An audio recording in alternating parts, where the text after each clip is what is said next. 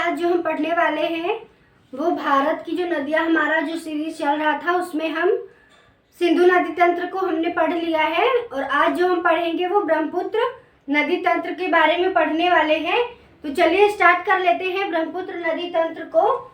देखिए, ब्रह्मपुत्र नदी जो है उसको अलग अलग जगह पे अलग अलग नामों से बोला जाता है। तो जब ये नदी तिब्बत के चेमा-युंगडुंग ग्लेशियर से निकलती है तब इसको तिब्बत में क्या बोलते हैं? सांगपो बोलते हैं।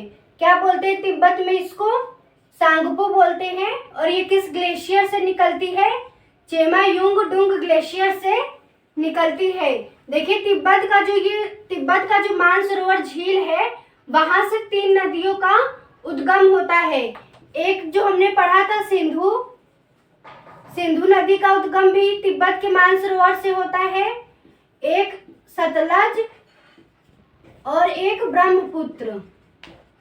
ये 3 नदियों का जो उद्गम होता है वो तिब्बत के मानसरोवर झील के पास अलग अलग ग्लेशियर से होता है। तो जो ब्रह्मपुत्र नदी है उसका जो उद्गम होता है वो चेमा-युंगडुंग ग्लेशियर से होता है और इसको तिब्बत में क्या बोलते हैं? सांगपो बोलते हैं। ये आगे जब ऐसे प्रवाह होती हुई आगे बढ़ती है तो यहाँ पे एक पर्वत चोटी आती है, पर्वत चोटी स्थित है जिसका नाम है क्या? नमचा बरुआ। नमचा बरुआ चोटी से ये क्या कर लेती है? यू टर्न ले लेती है। तो यू शेप की आकृति क्या बना देती है? नमचा बरुआ की वजह से ये जो सांगपो नदी है वो यू टर्न लेती है और अरुणाचल प्रदेश में जब ये प्रवेश करती है तब इसको किस नाम से जाना जाता है? जब ये अरुणाचल प्रदेश में प्रवेश करती है तब इसको दिहांग नदी बोलते हैं। क्या बोलते हैं? दिहांग नदी बोलते हैं। और जब ये और आगे बढ़ती हुई आगे आती है तो असम में इसको क्या बोलते हैं? असम में जाके इसका नाम पड़ जाता है ब्रह्मपुत्र। असम में इसको क्या लोग बोलते हैं? ब्रह्मपुत्र बोलते हैं। तिब्बत में इसको सांगपो बोलते हैं। फिर जब ये अरुणाचल प्रदेश में प्रवेश करती है तो इसका नाम हो जाता है दिहांग और जब ये असम में प्रवेश करती है तो इसको बोलते हैं ब्रह्मपुत्र। फिर यहीं पर असम में ही ब्रह्मपुत्र जो है नदी में क्या बना हुआ है? एक बहुत बड़ा नदी द्वीप निर्मित हुआ है। इसको बोलते हैं माजुली द्वीप। क्या बोलते हैं? माजुली द्वीप। तो माजुली द्वीप जो बना हुआ है वो ब्रह्मपुत्र नदी के वजह से बना हुआ है। कहाँ पर? असम में। और ये विश्व का क्या है? सबसे बड़ा नदी द्वीप है। कौन सा? ये माजुली द्वीप। और ये कहाँ है? असम में है। तो फिर जब ये नदी आगे बढ़ती हुई आती है तो ये बांग्लादेश में जब एंटर करती है तो इसका नाम हो जाता है जमुना। जब ये नदी बांग्लादेश में एंटर करती है तो इसको बोलते हैं जमुना। और फिर यहाँ से गंगा नदी जब बांग्लादेश में एंटर करती है तो इसको गंगा नदी को बोलेंगे पद्मा। क्या बोलेंगे? पद्मा। पद्मा और जमुना जब ये दोनों नदियाँ आपस में मिल जाती हैं तो इसको बोलते हैं मेघना। क्या बोलते हैं? मेघना। और ये मेघना नदी जाके कहाँ? बंगाल की खाड़ी में क्या करती है? डेल्टा का निर्माण करती है। यहाँ से बहती हुई आ रही है गंगा नदी और गंगा नदी को बांग्लादेश में क्या बोलते हैं? पद्मा। और ब्रह्मपुत्र नदी को बांग्लादेश में क्या बोलते हैं? जमुना। और पद्मा और जमुना के मिलने से क्या बनता है? मेघना। और मेघना नदी जाके फाइनली बंगाल की खाड़ी में अपना डेल्टा का निर्माण करती है। और इसकी हम सहायक नदियों को देख लेते हैं। देखिए, जो बाएं तट की सहायक नदियां हैं उसमें हम देखेंगे एक नदी है दिबांग। ये दिबांग नदी कहाँ से निकल रही है? ये मिसमी की पहाड़ियां है। मिसमी की क्या है? पहाड़ी है। मिसमी की पहाड़ी से बाएं तट से निकल रही कौन सी नदी? दिबांग नदी। तो ये जाके दिहांग से क्या होती है? मिल जाती है अरुणाचल प्रदेश में। फिर यहीं से एक और नदी निकलती है जिसका नाम है लोहित। ये भी कैसी है? तो ये बाएं तट की नदी है। ये सब कहाँ से मिल रही है? बाएं तट से मिल रही है। एक हमने बताया कौन सी? मिसमी की पहाड़ी से निकल रही है दिबांग और एक निकल रही कौन सी, बाएं तट से ही जाके इससे मिल रही है कौन सी नदी, लोहित। और एक और नदी है जो कि धनश्री, तो ये इसके बाएं तट की नदियां हो जाती हैं।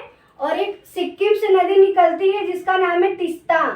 ये तीस्ता नदी जाके बांग्लादेश में जमुना से मिल जाती है, क्योंकि बांग्लादेश में ब्रह्मपुत्र को क्या बोलते हैं, जमुना बोलते हैं। तो ये तीस्ता नदी सिक्किम से निकली और ये जाके जमुना से मिल जाती है।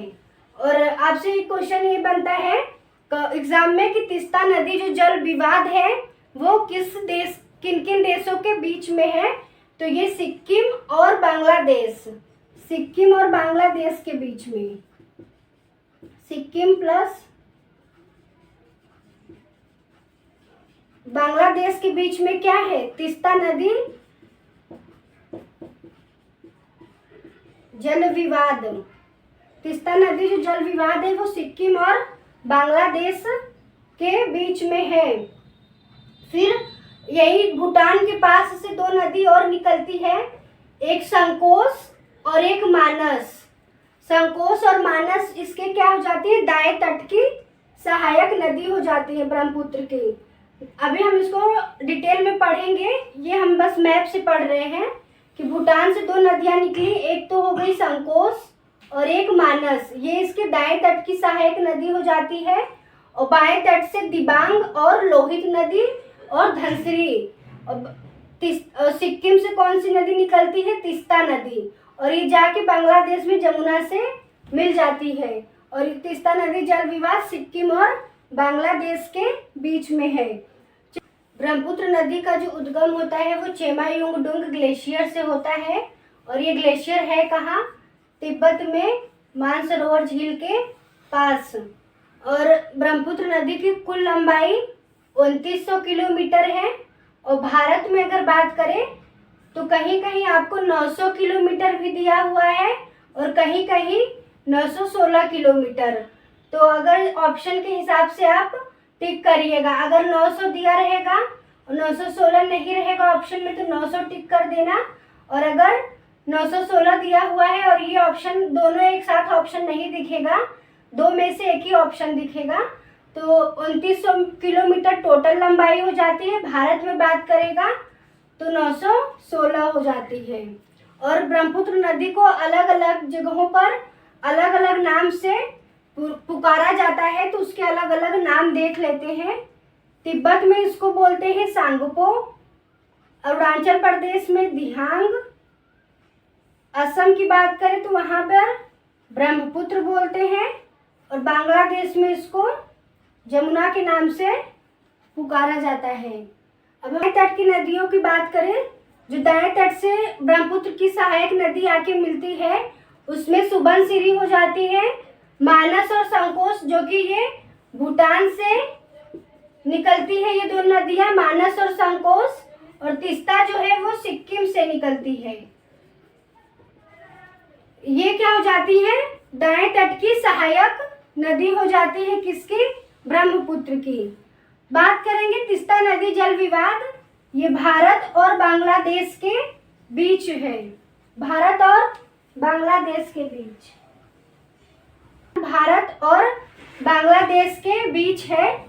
ब्रह्मपुत्र नदी जो है वो असम में एक नदी द्वीप का निर्माण करती है जिसका नाम क्या है, माजुली द्वीप है। और ये क्या है, विश्व का सबसे बड़ा नदी द्वीप है। कौन सा द्वीप, माजुली द्वीप विश्व का क्या है, सबसे बड़ा नदी द्वीप है। तो ये हो गया ब्रह्मपुत्र नदी तंत्र। अब हम नेक्स्ट पढ़ेंगे अगली वीडियो में गंगा रिवर सिस्टम के बारे में।